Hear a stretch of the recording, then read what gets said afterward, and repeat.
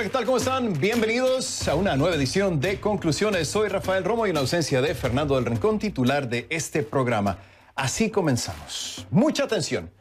México, Panamá y Costa Rica reportan aumentos significativos de casos. En la frontera de Nicaragua ha aumentado la tasa de transmisión. La situación en Brasil, Perú y Chile sigue siendo extremadamente preocupante. Esto que reporta una alta funcionaria de la Organización Panamericana de la Salud sobre la propagación del coronavirus en América Latina. Pero no es todo.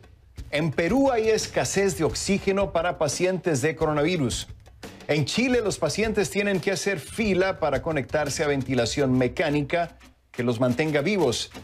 Y finalmente, en Guatemala, los médicos a cargo de atender pacientes en un hospital de campaña se han puesto en huelga asegurando que no se les ha pagado desde el principio de la pandemia, es decir, desde marzo. Toda esta situación hace que nos venga a la mente una palabra: colapso. El coronavirus está provocando el colapso de los sistemas de salud en distintos países de la región. Y las autoridades, el silencio en algunos casos es ensordecedor. No se trata de alarmar a nadie, no. El objetivo es presentarle a usted los hechos y la realidad de la pandemia de coronavirus en América Latina para que usted se proteja y llegue a sus propias conclusiones.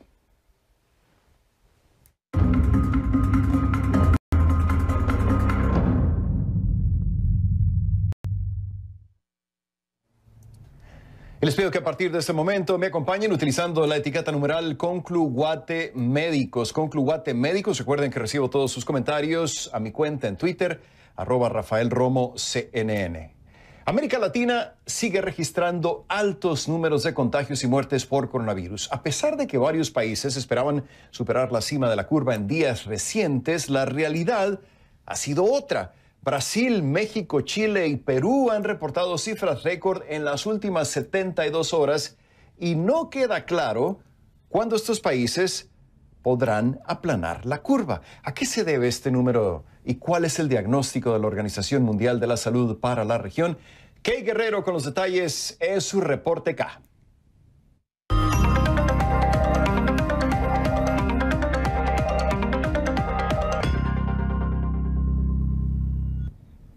Kay, ¿cómo estás? Muy buenas noches. Gusto saludarte. América Latina está al límite, acorralada por la pandemia. Y ahora la Organización Mundial de la Salud dice que la crisis en la región podría ser la más compleja en el mundo actualmente. ¿Qué más puedes contarnos? ¿Cómo está la situación, Kay? Adelante, te escucho.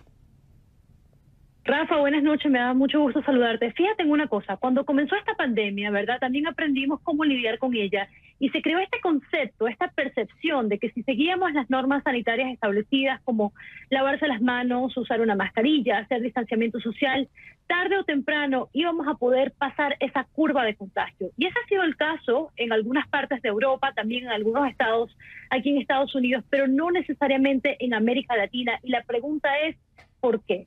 La Organización Mundial de la Salud, Rafa, habló sobre esto y piensa que puede haber una relación con la pobreza, con la desigualdad que existe en tu país y en el mío, en nuestros países en la región. Una región, Rafael, que el día de hoy sobrepasó las 70.000 muertes por coronavirus. Este es el informe. El coronavirus, que al principio parecía un problema ajeno, es hoy la profunda tragedia que somete a América Latina. Como otros lugares, la región no estaba preparada para encarar esta crisis, pero la pobreza que impera en nuestros países, la corrupción y la precariedad de los sistemas médicos son elementos que agravan la situación. La Organización Mundial de la Salud está al tanto de esta realidad. Los sistemas de salud están sometidos a una tensión real. Las camas de cuidados intensivos no están disponibles en todos los países para hacer frente a la enfermedad y hay mucho miedo y confusión en las comunidades por diferentes razones. Entonces, diría que la epidemia en América Central y del Sur es la más compleja de todas las situaciones que enfrentamos a nivel mundial. De acuerdo con datos de la Universidad Johns Hopkins, la región contabiliza más de 1,3 millones de contagios y cerca de 70.000 muertos. Ante esto, algunos se preguntan por qué en América Latina la situación no mejora. A pesar de haber tenido más tiempo para prepararse y a pesar de que varios países tomaron medidas similares de confinamiento como las implementadas en Europa y Estados Unidos, los expertos creen que tiene que ver con la pobreza y la falta de equidad. Si considera que las economías se están reduciendo en muchos de estos países y tenemos países con una economía informal alta, es muy difícil implementar un confinamiento. La pandemia ha obligado a las familias latinoamericanas a elegir entre quedarse en casa o salir a buscar un plato de comida. Sin apoyo del Estado y en medio de economías informales, las personas tienden a elegir la segunda opción. Pero a esta crisis económica se suma la crisis de liderazgo que no siempre adopta el mismo enfoque. En Brasil, el país más afectado en América Latina y el segundo en el mundo con mayor número de contagios, se ignoró la crisis desde el principio. El presidente Jair Bolsonaro se refirió a la emergencia como una gripecita y una fantasía, pero el resultado del manejo de la pandemia en ese país dice todo lo contrario. El gigante sudamericano ya reporta unos 740.000 contagios y más de 38.000 decesos. Paradójicamente, en Perú, donde se han implementado normas estrictas de confinamiento y distanciamiento social, los números también son rojos. Allí, las autoridades hablan de unos 200.000 casos de coronavirus y más de 5.500 muertos. México y Chile encaran paradigmas similares. Lo que estamos viendo desde México hasta Chile es un patrón creciente en todo el continente en América Latina, aunque con algunas excepciones notables. Necesitamos una fuerte solidaridad internacional con los países de América Latina y necesitamos liderazgo desde América Latina para controlar esta enfermedad. Es una realidad que pone a prueba el liderazgo latinoamericano y que quedó en evidencia en las últimas semanas, cuando varios países esperaban superar el punto más alto de la enfermedad, pero por el contrario, registraron aumentos significativos de contagios y muertos. Es una tendencia que va en aumento. Estamos lejos de pasarle página a la pandemia.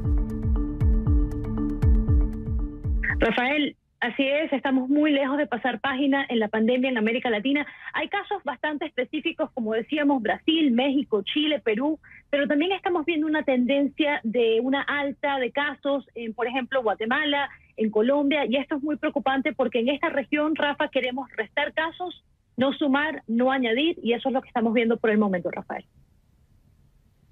Efectivamente, tú lo acabas de mencionar, Kay Guerrero, preocupante, esa es la palabra para describir lo que está pasando con la pandemia en la región. Gracias, Kay Guerrero, con su reporte acá en vivo desde Atlanta. Hasta la próxima, Kay.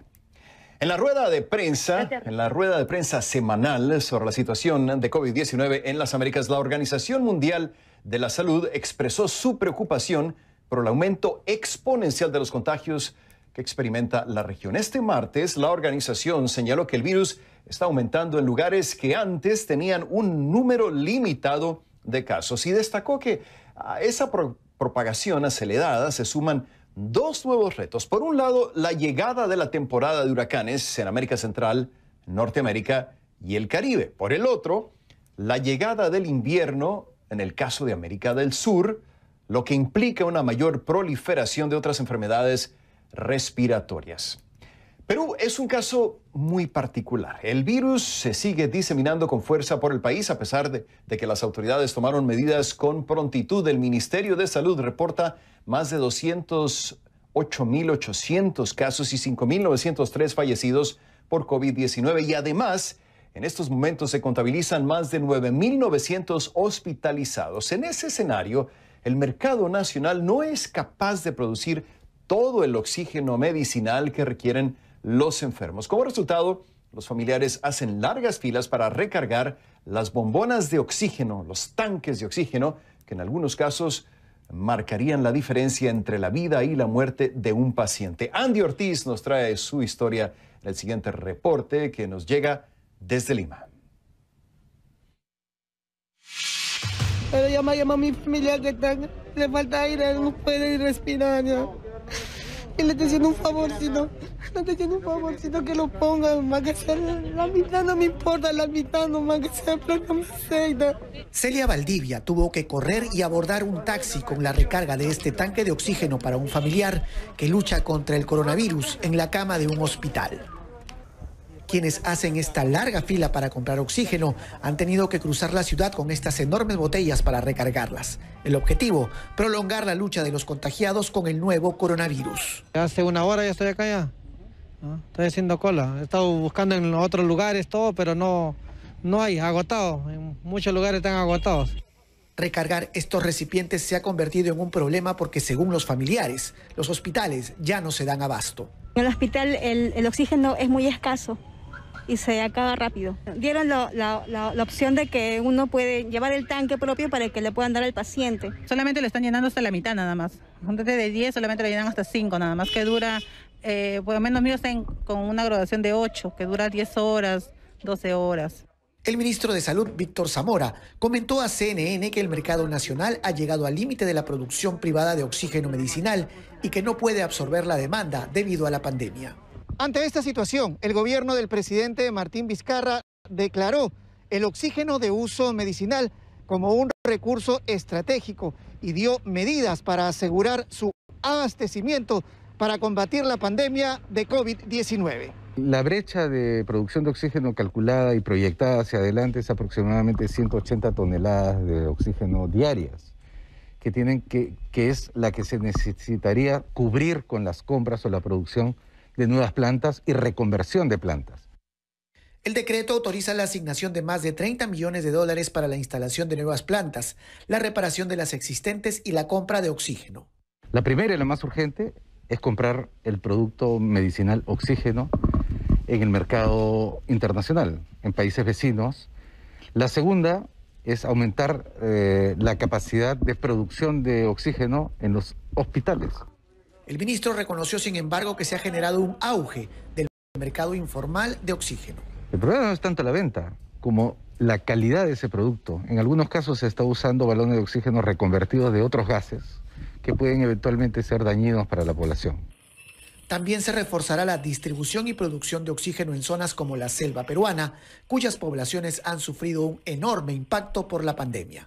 Para CNN, Andy Ortiz, Lima. Gracias, Andy Ortiz, por ese informe. En Chile también hay que hablar de filas o listas de espera en el marco de la pandemia. Con más de 148,000 casos confirmados, la mayoría de los hospitales experimentan situaciones extremadamente complejas. Médicos consultados por CNN señalaron que los pacientes deben hacer filas para recibir respiración mecánica. Un equipo de esta cadena tuvo acceso a uno de los centros hospitalarios más congestionados del país. Christopher Ulloa nos trae el reporte, pero antes quiero advertirle que algunas de las imágenes pueden resultar perturbadoras. Veamos. La situación está crítica. La cantidad de pacientes que tenemos es mucho. Las camas de los hospitales están colapsadas, las camas de las UCI también. Actualmente están haciendo fila los pacientes para poder conectarse a ventilación mecánica. Aquí no hay tiempo que perder. Los trabajadores del Hospital El Pino de Santiago afirman que cada segundo cuenta y que este es, por lejos, el escenario más adverso que han enfrentado. Es fuerte estar escuchando todos los días las alarmas de COVID que pasan y algunas que son traslados a los servicios y otras que son traslados a la morgue. Y no son pocas. Siempre la carga física es importante, pero ahora se sumó más aún la carga emocional. Según el Ministerio de Salud, la ocupación de camas críticas en Chile ya alcanza el 89%, pero afirman que el sistema todavía se sostiene. En la región metropolitana de Santiago, en tanto, esa cifra ya alcanza el 96%. Estamos colapsados porque si yo tengo una capacidad de 24 box individuales y adentro tengo 40 personas hospitalizadas, estoy sobrepasada de mi capacidad. Esta es la unidad de urgencia del Hospital El Pino aquí en Santiago. Como pueden ver, tuvimos que tomar todas las medidas de seguridad necesarias para poder acceder a este lugar donde día a día consultan por COVID-19 entre 100 y 130 personas. Normalmente los pacientes que pasan en esta unidad son pacientes muy complejos, muy críticos. Pacientes que a pesar de todo lo que hacemos aquí, todo lo que dejamos en esta unidad junto con mi equipo, se trata de dar todo al 100%. Ya tenemos mucho personal de salud que está contagiado. Entonces cada vez somos menos los que podemos trabajar y tenemos que venir a hacer turnos extra constantemente Y eso es agotador, pero es eso o dejar al equipo botado sin menos gente. Algunos no ven a sus familias hace meses por temor a contagiarlos. El desgaste, dicen, es cada vez mayor. De repente los familiares dejan a los pacientes acá y esa es la última vez que los ven. No me molesta decirlo, lloré antes de llegar a mi casa para no incluir a mi familia dentro de esta carga emocional. La gente todavía no tiene conciencia de qué es lo que está pasando. Vemos mucha gente que no van con las protecciones de caso, sin mascarillas, caminando, y es como un día normal. Una situación compleja que, según expertos y autoridades, aún está lejos de terminar, pero que a pesar de todo mantiene a estos trabajadores al pie del cañón, luchando por la salud de todos. Para CNN, Christopher Ulloa, Santiago de Chile. Y a pesar de que los organismos internacionales alertan sobre el aumento de los casos en Nicaragua, en el país se siguen repitiendo sucesos tan preocupantes como los despidos de médicos en medio de la pandemia, presuntamente por criticar la respuesta del gobierno de Daniel Ortega a la crisis. La oficina de la Alta Comisionada de Naciones Unidas para los Derechos Humanos toma nota con preocupación de esta noticia. El presidente de la Asociación Independiente Unidad Médica Nicaragüense confirmó a CNN el despido de al menos 7 médicos. Algunos de ellos firmaron comunicados denunciando la falta de una estrategia nacional para enfrentar la pandemia y la falta de equipo de protección. El Ministerio de Salud no ha respondido a la petición de CNN sobre las causas de los despidos. Nadie me va a defender, pero yo sí sé reclamar mis derechos. Y también sé que este gobierno no va a ser eterno. Yo soy médico, no soy ninguna política. Pero sí alzo mi voz cuando miro cosas injustas. Esto es demasiado. Ni siquiera tiene una causa justa. Simplemente me llaman de recursos humanos para decirme que tengo derecho a ir donde yo quiera. Pero que él está cumpliendo órdenes y no le pregunte por qué. Sin embargo, no es solo en Nicaragua donde los médicos tienen reclamos. Al regreso, vamos a hablar con Michelle Mendoza en vivo desde Ciudad de Guatemala sobre un paro declarado por profesionales de salud en el país. Esta noticia está en desarrollo con la respuesta del gobierno de Alejandro Yamatei a los reclamos de los médicos. Y también hablaremos con un protagonista, el doctor Santiago Prieto, médico del Hospital de Campaña en la Ciudad de Guatemala, quien forma parte del grupo de médicos que denuncian estas irregularidades. Nos acompañará en vivo desde la capital guatemalteca. Regresamos enseguida con más aquí en Conclusiones.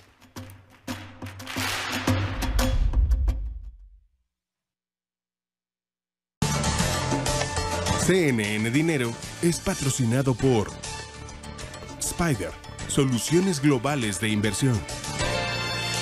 50 días de confinamiento y 30 días libres, la solución para controlar el coronavirus. Un estudio publicado en el European Journal of Epidemiology y realizado por un equipo internacional de investigadores asegura que permanecer 50 días de estricto confinamiento, seguido de 30 días en los que se alivian las restricciones, podría ser efectivo para reducir el número de muertes por el coronavirus y amortiguar el impacto económico. Para el estudio, usando un modelo matemático simulando trayectorias de brotes de coronavirus en 16 países, el número de muertes se reduciría, los contagios caerían drásticamente y las capacidades hospitalarias no serían superadas por la cantidad de pacientes que necesitarían atención médica.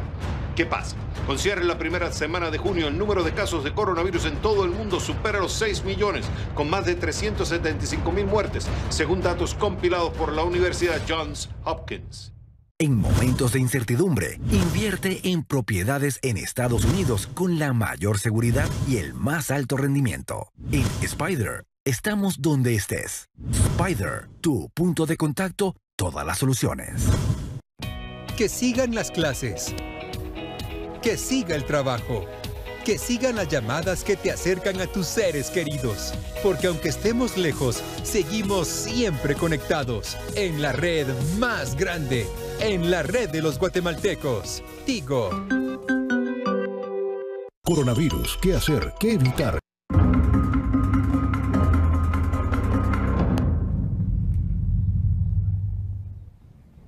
En Guatemala, profesionales de la salud asignados a la pandemia se declararon en paro para reclamar el pago de salarios que aseguran no han recibido. Los médicos destacados en el Hospital de Campaña de Ciudad de Guatemala suspendieron sus labores salvo para atender a pacientes en estado crítico o emergencias. Según denunciaron este lunes, de los casi 50 médicos que trabajan en el recinto, 44, una vasta mayoría, no habían recibido ningún salario desde que iniciaron labores a mediados de marzo. Muchos también aseguran que trabajan sin haber sido contratados y sin contar con el equipo de protección necesario, kits de pruebas de virus o medicamentos suficientes. El ministro de Salud y el viceministro de Hospitales se reunieron con los sanitarios en un encuentro que terminó con un acuerdo, y cito, de mutuo entendimiento.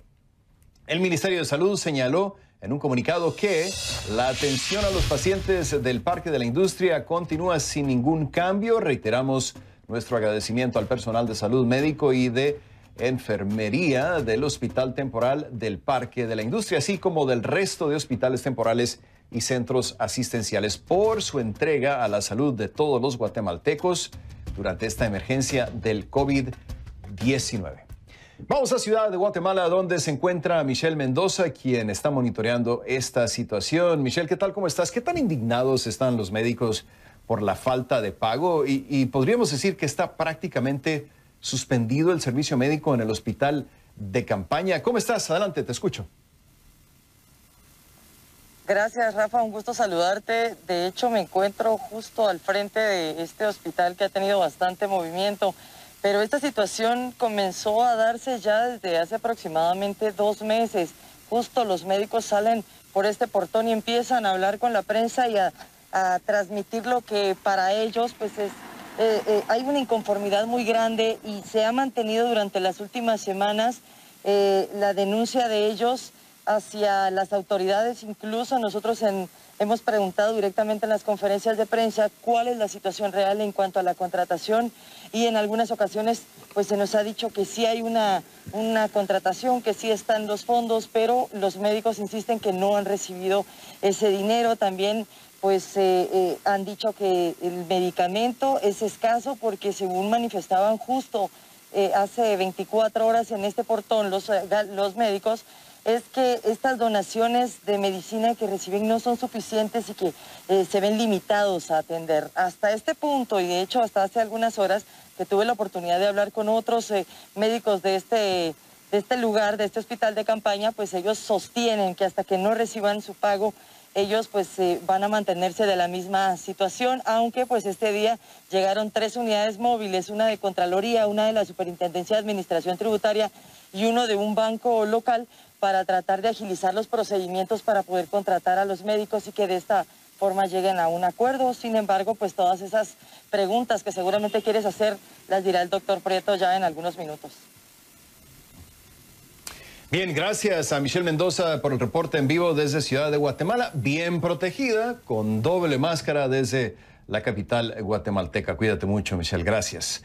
Al regreso hablamos con el doctor Santiago Prieto, médico de Hospital de Campaña en la Ciudad de Guatemala, precisamente ahí donde está Michelle, quien forma parte del grupo de médicos que denuncian estas irregularidades. Nos va a estar acompañando en vivo desde la capital guatemalteca. Y más adelante, ¿qué tan rápido llegará la recuperación de Estados Unidos tras la devastación económica del COVID-19? Analizaremos lo que dijo el jefe de la Reserva Federal y lo que el mundo entero escuchó. Gabriela Frías, de Portafolio Global, nos acompañará en vivo para el análisis. Volvemos enseguida con más aquí en Conclusiones. Únase a la conversación esta noche con la etiqueta de hoy, numeral Conclu Guate Médicos, numeral Conclu Guate Médicos. Recibo todos sus comentarios y opiniones en Twitter, @RafaelRomoCNN. Regresamos enseguida con más de Conclusiones.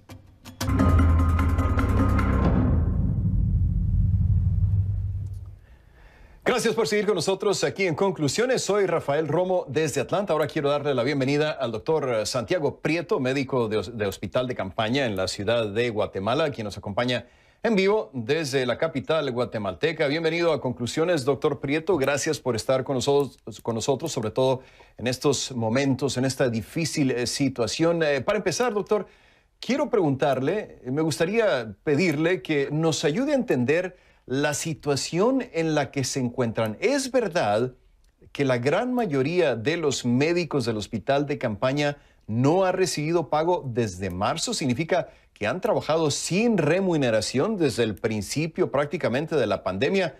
¿Cómo está, doctor? Lo escucho. Bienvenido. Hola, muy buenas noches. Muchas gracias. Y así es correcto. Muchos de nosotros llevamos laborando desde el 23 de marzo y a la fecha muy pocos médicos han recibido remuneración por los meses trabajados. ¿Han preguntado, doctor, qué está pasando? ¿Por qué no reciben remuneración? Claro, la razón que nos dan es que este proceso debe llevar una serie de pasos y estos pasos están divididos en distintas entidades que tienen que cumplir un procedimiento y al final, dentro de tanta burocracia, se atrasa todo, más aún con la situación de la pandemia que ha hecho que las entidades que regulan estos procesos de pago pues se encuentren cerradas o inhabilitadas y nos dificulte a nosotros como personal médico hacer los trámites necesarios para recibir el pago. Ya entiendo. ¿Cuál fue la gota que derramó el vaso, doctor, considerando que ya han pasado 3 meses sin recibir salario? ¿Qué fue lo que pasó?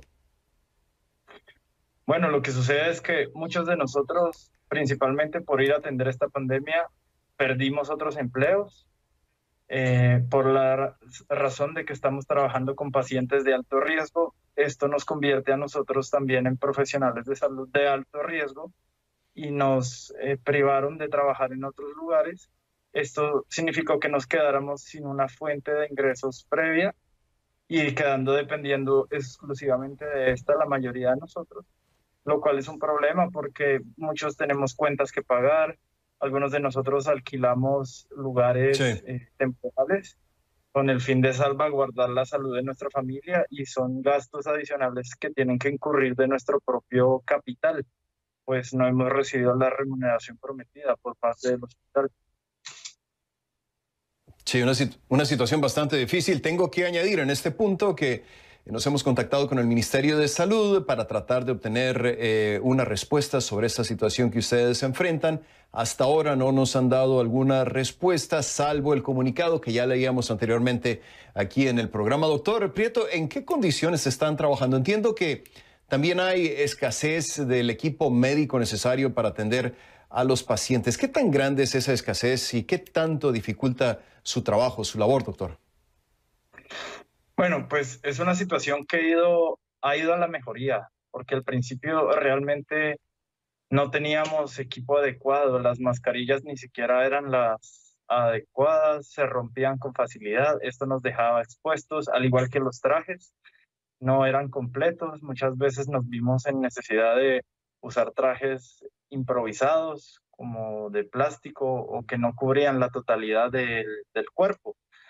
Así que pues por este conjunto de circunstancias nos manifestamos por primera vez hace casi ya 1 mes y medio, 2 meses, exigiendo pues un equipo de protección personal adecuado y esto ha ido a la mejoría. Sin embargo, pues se siguen presentando falencias ocasionales como falta de zapatones, falta de gorros y así, pero por lo menos la cuestión de protección primordial, que es la mascarilla, es algo que se nos resolvió.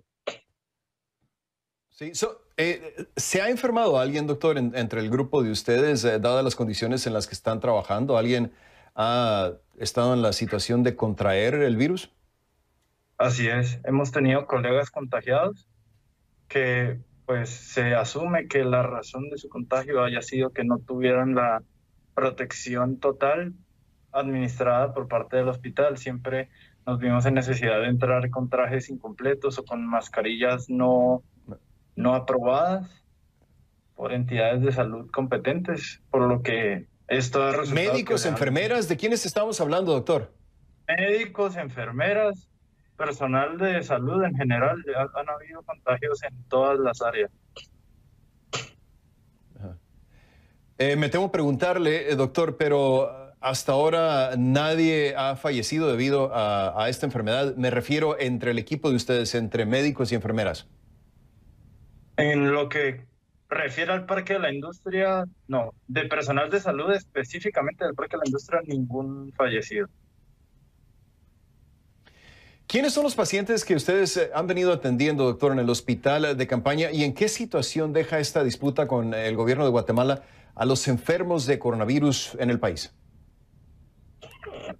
Pues hemos tenido que tratar pacientes de todo tipo, la verdad, dentro de los pacientes jóvenes con síntomas leves o incluso asintomáticos y pacientes críticos que ya tienen comorbilidades previas, que son los que tienen peor pronóstico, que terminan ventilados. Y esto ha desatado una serie de polémicas porque estuvimos trabajando con un protocolo durante mucho tiempo que era en base a los hisopados, y estos hisopados lentificaban el proceso de que los pacientes pudieran irse a su casa porque las pruebas tenían un proceso lento en el Laboratorio Nacional de Salud y hacía que los pacientes tuvieran estancias prolongadas intrahospitalarias y dificultaba mucho la atención al paciente. Esto ya se mejoró, ya se cambió. Ahora es un criterio clínico el que estamos usando y se permite que los pacientes asintomáticos puedan hacer una cuarentena en su casa. Era lo que le quería preguntar, doctor. ¿Eso significa que si alguien no presenta síntomas, si no tiene fiebre, se puede ir a su casa, pero aquí considerando la posibilidad de que quizá todavía tenga el virus y que pudiera infectar a familiares, a vecinos? Claro, esto es una consideración que hay que tener en cuenta para cada caso particular. Las personas a las que se les da egreso se les da siempre y cuando hayan condiciones dentro del domicilio que puedan asegurar que haya una cuarentena responsable. Por ejemplo, que tengan un espacio, un cuarto propio, un baño propio y que no presente síntomas después de un tiempo determinado, que es lo que dicta la literatura actual, que después de cierto tiempo de estar asintomático, incluso si la persona es positiva para el virus, ya no tiene capacidad de contagio. Ahora, no es la primera vez, doctor, que ustedes hablan públicamente sobre las condiciones de trabajo en las que se encuentran. ¿Qué es diferente esta vez, doctor? ¿Hay algún tipo de ultimátum que le han lanzado al gobierno de Guatemala? Aparte de ponerse en paro, ¿se retirarían completamente de su labor? No, realmente no. Nosotros desde el principio de nuestros comunicados hasta el último, siempre reiteramos que seguimos comprometidos con la atención al pueblo de Guatemala, es decir, estamos en los servicios, atendemos a los pacientes críticos y emergencias y siempre estamos de llamada de cualquier eventualidad. Sin embargo, pues esta medida fue un llamado o más bien un grito de auxilio ante las autoridades, ya que en comunicados previos hacían caso omiso a nuestras peticiones y no les daban seguimiento, así que nosotros consideramos como grupo que emitir un comunicado de esa magnitud llamaría la atención de las autoridades y de hecho así fue. Y en esta semana pues se agilizaron muchos procesos en pro de que completáramos nuestro proceso de contratación y de pago. Muy bien, gracias por su tiempo. Le agradezco la gentileza al doctor Santiago Prieto, médico del Hospital de Campaña en la ciudad de Guatemala, quien nos acompañaba en vivo precisamente desde la capital guatemalteca. Gracias, doctor. Le deseo suerte a usted y a su grupo. Claro que sí. Mucho gusto y muchas gracias. Buenas noches. Vamos a marcar una nueva pausa aquí en Conclusiones. Al regresar, ¿qué tan rápido llegará la recuperación en Estados Unidos tras la devastación económica del COVID-19? Lo que dijo el jefe de la Reserva Federal de Estados Unidos y que el mundo entero escuchó, con Gabriela Frías de Portafolio Global. Regresamos con más aquí en Conclusiones. No se vaya.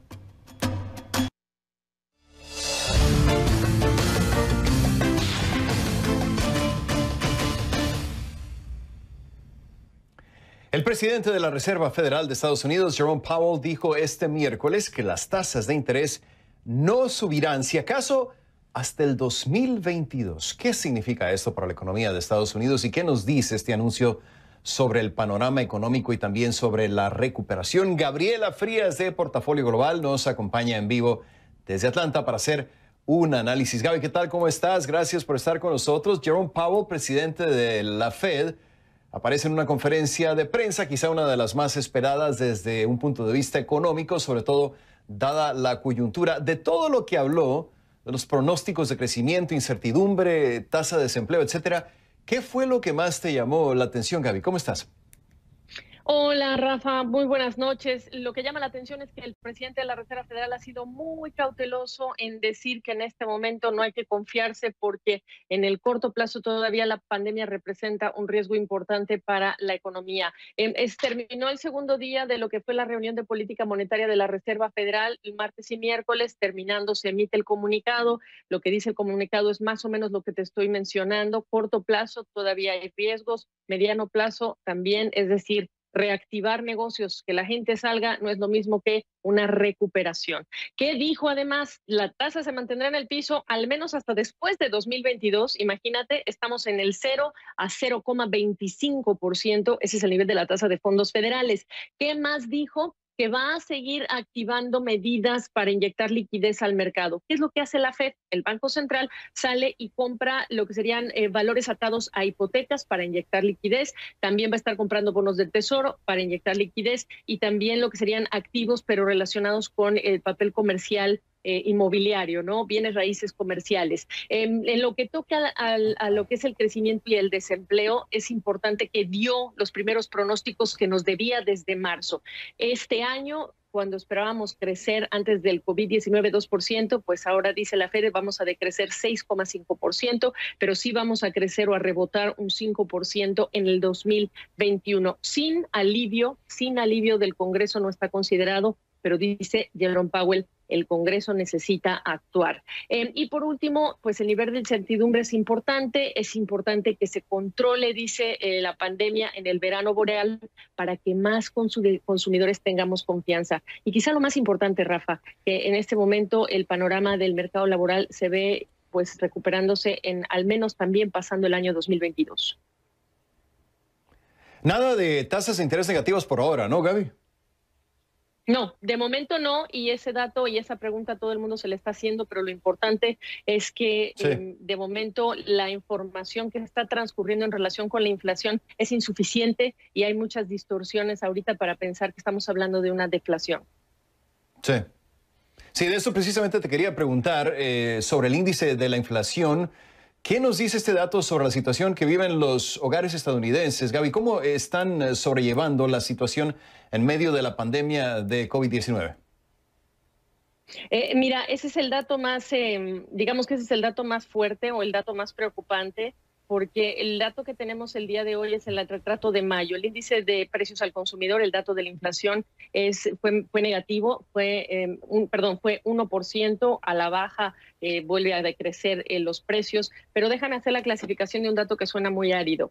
En la pandemia, tú, yo y quienes estábamos metidos en esta emergencia, pues nos preocupamos mucho menos de comprar ropa, compramos y gastamos menos en lo que es el seguro del auto, porque a nosotros incluso las aseguradoras nos regresaron dinero porque no manejamos, y también en el tema de la energía cayeron esos precios. ¿Qué precios sí aumentaron? El de los alimentos y el de los alojamientos, y eso es muy importante. ¿Cuánto aumentó el precio de los alimentos? Bueno, en lo que va del año o a nivel anual estamos hablando de un 5% de alimentos, y en el caso de los alimentos es importante recordar dos factores: el precio de los lácteos y el precio de la carne. La carne con todas las procesadoras que se vieron afectadas por las infecciones de trabajadores de COVID-19 y los lácteos por todo lo que toca a la situación relacionada con los productores de leche que estaban tirando y deshaciéndose de su digamos, producción porque no había personal que estuviera involucrado en lo que sería la distribución de este alimento.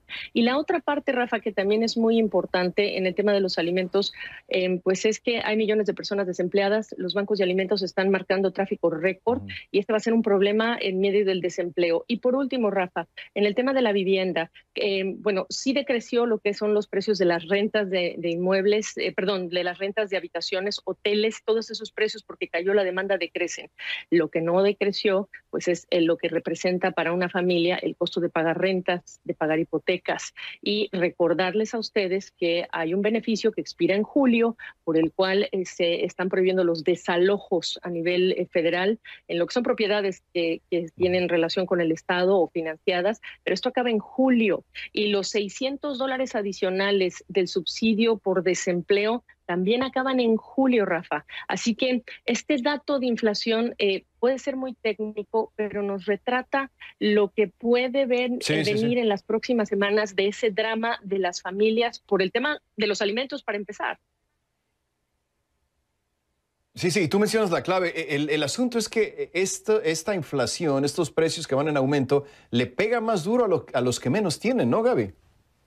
Claro, porque además recuerda que el personal esencial, y como lo dijo Jerome Powell hace ya semanas, las personas de familias de bajos ingresos son las más golpeadas por esta crisis, esta pandemia, no solo en el tema médico, sino también son las familias que están afuera como empleados esenciales, hispanos, negros. Tú ya viste cómo están las tasas de desempleo y son las que quedan más frágiles. Sí. Así que estos bancos de alimentos nos retratan exactamente ese problema. Y quizá, Rafa, vamos a tener que hablar de food stamps y otro tipo de programas que se extienden o se amplían.